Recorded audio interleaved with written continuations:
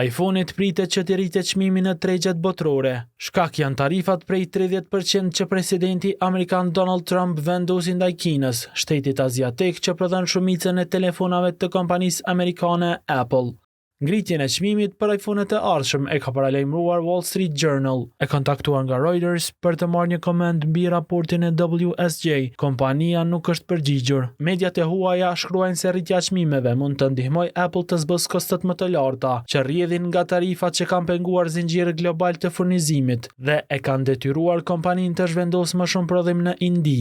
Zhvillimet në tregjet globale priten të kenë ndikim edhe në industrinë kosovare të telefonave. Koston nga Apple dhe furnitorët global, çmimi i iPhone mund të rritet për modelet e reja. Kjo kryesisht ndodh për shkak të rritjes së kostove të prodhimit, çmimeve të lëndëve të parave dhe zinxhirit të furnizimit. Ka arsye se SBA ka vendosur taksa për shumë vende, përfshirë edhe Kinën, aty ku prodhohet iPhone dhe të gjitha pajisjet e Apple.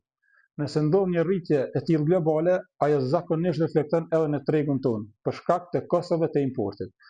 Ne në Zen Mobile do të vazhdojmë të ofrojmë çmime të arsyeshme, informim të drejtë dhe zgjedhje fleksibile për secilin klient.